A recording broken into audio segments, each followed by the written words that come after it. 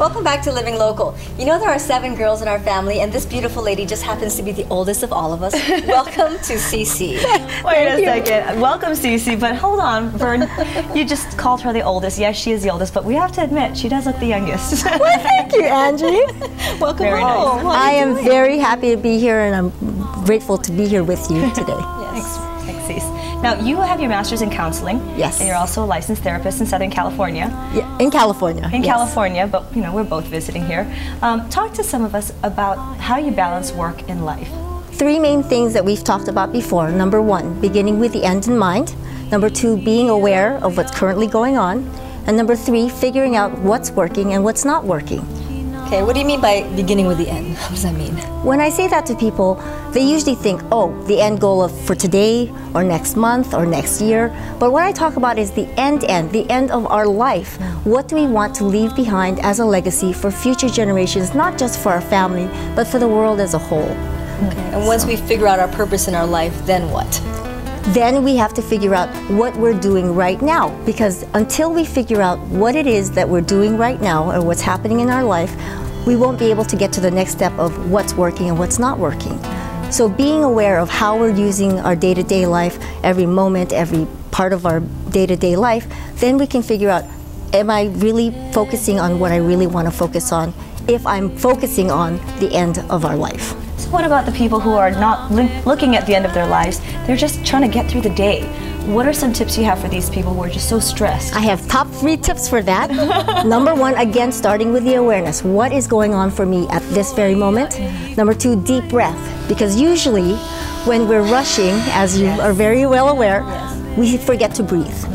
And then when we don't breathe, everything else stops. So when we take a deep breath, that's our second tip after being aware, then we can say to ourselves, what do I need to get done this very moment? We're only one person in one body at this one moment.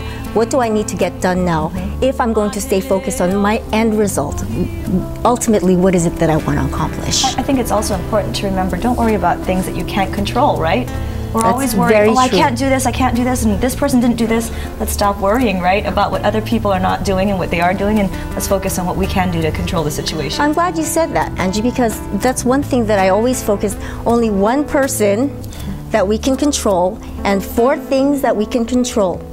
What we think, feel, say, and do. Think, feel, say, and do. And when we focus on the one person and the 4 things that we can control, then it doesn't matter so much anymore what we cannot control, because we can't control it anyway. A lot of people are afraid to go to counseling. They think it's kind of a stigma to have to go to a therapist or a counselor, and they don't want to tell people. But as you know how important it is to have people come to a third party instead of just talking to friends and family. Sometimes they can only listen so much.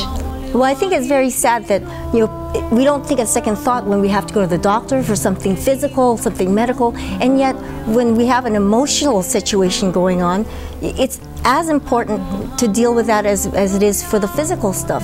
And it makes me sad to know that people suffer in silence, thinking they're the only ones going through what they're going through, when we are, as humans, are all connected as humans, and that we all can share in our human experience together. When you go back to California, if there are women who are looking for your help, how can they reach you? I have a website. It's cecibolan.com, and that's the quickest and easiest way to reach me.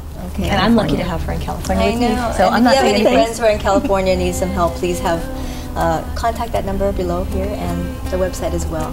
We love you. Thank you love so you much. back. Thank you. That's really good. Thank you for knowledge. sharing your manao. Yes. You're welcome. Welcome. Love you. When we come back, the sisters get a few tennis lessons at the Honolulu Club.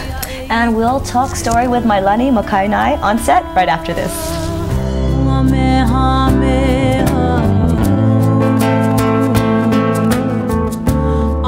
Hey